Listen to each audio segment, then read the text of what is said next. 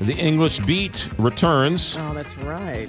With Tony Messenger. See, aren't you happy you have your own theme music? I'm so happy. Yes. It took a while. It took a lot of, criticism of the host while he was out of town. But, these things take time. Are you allowed to tell us where you went on vacation? Sure. I went to go visit my son, who's based at Cherry Point, North Carolina. He's a Marine officer. Yeah. And he and his wife live in Beaufort, North Carolina, which is this beautiful little small town on the coast. And we took a ferry to the Outer Banks. I had never been to the Outer Banks before and spent some time at the beach and got sunburned. And your daughter's a police officer? Yeah.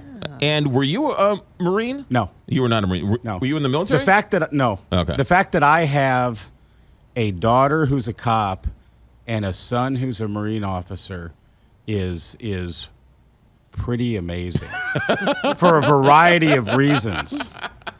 I've never shot a gun. Well, speaking of shooting a gun or bringing a gun, how about the poor guy who's trying to start a business in downtown St. Louis where he wants to protect your gun when you go into a Cardinal game and they won't give him a business license? I appreciate the fact that this young entrepreneur is trying to start a business. Yes. We encourage that in St. Louis. Yes, That's we do. great. But this is a really dumb idea. Okay. The idea that we're going to have a business that actually encourages people to bring their guns into the city of St. Louis, to bring more guns into the city, and not only to bring guns in the city, but advertise to everybody out there who's trying to steal guns, we're going to be at patios before the ball game. Yes. We're going to be walking with our weapons from our car to this truck, and we're going to be carrying. And then we're going to stand in line outside of this truck so that we can give this guy, Joe Schmo, our guns. Right. And we're going to cause the police to have to increase their patrols in that area instead of being other places where crime is being committed. I applaud the city on finding whatever bureaucratic snafu and red tape they can find to tie this thing up, because this is not a safe idea. Okay. I'm not going to argue on whether or not it's a safe idea or not, but that's not the issue. What is the reason City Hall is not giving this man a business license? Just arbitrarily, they don't like the business. So they're not giving him a business license, which is a dangerous precedent to set. I'm not sure that's the case yet. Okay. I don't know that we have answers yet. I think it's pretty clear the city's giving him the runaround. Right. Well, which could be an issue. Right, because they don't like his business. If they just choose not to like my business, I'm selling widgets, and they don't like my business, they can just arbitrarily not give me a business license. That's a dangerous precedent. I think they have legitimate reasons. Then pass a law.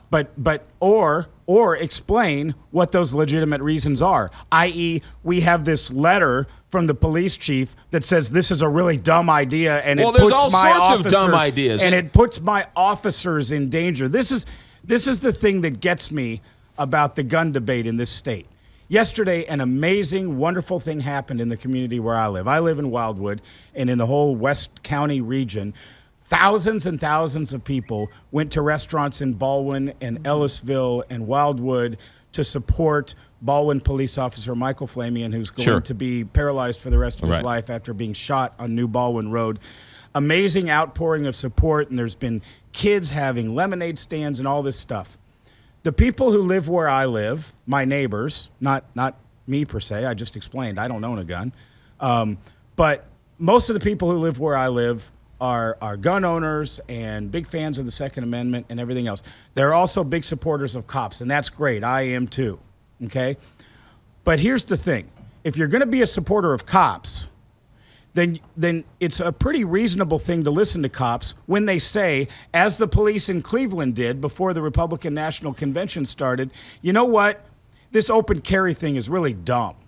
Having people walking around the streets of Cleveland holding AK-47s is putting our officers in danger, i.e. what just happened in Baton Rouge when some crazy guy walking around with an AK-47 couldn't be stopped before he started committing a crime because he wasn't breaking the law. I don't necessarily disagree with you. My angst with this is this they are just arbitrarily deciding that they're giving this guy the runaround, and he's afraid that if he applies for the permit, he's not going to get it. Well, come on, you can't just arbitrarily pass a law saying that if you want to start this type of business, you have to do X, Y, and Z, or explicitly say you can't do it, right? They're doing the same thing with Uber. They're just sort of making up these rules to sort of protect this one. If you don't like what this guy's doing, or we decide as a society it's a bad idea, then write a law and pass it. That's the way it works. To be fair, Uber is the taxi commission. I understand that. And they did pass a law, and Uber said, screw you, Well, we're not okay. going to follow it. Okay, all right. So Okay, it's not apples to a great apples. comparison. But I don't disagree with you. I think the city ought to be clear. They ought to send a letter from their attorney or something that says, for whatever reason, we're not going to let you open a truck in downtown St. Louis outside a baseball stadium with thousands of people collecting AK-47s. Right. Yeah, We're just not going to do They it. can say something like, a matter of public safety or something like that. But pass a law. But how about you're allowed to drive around in a billboard with naked ladies on it, say, hey, come check me out across the river. That's acceptable. But this guy can't open up a business to sort of protect guns, because the other thing is, we know that there are cars being broken into around Busch Stadium looking for people who are leaving their guns in their car. And they should leave their guns at home. Well, but that's a whole other issue. But it's an interesting debate and an interesting conversation. Tony Messenger, you're always welcome here. When can we read you at stltoday.com? My first column back from vacation will be tomorrow, Wednesday.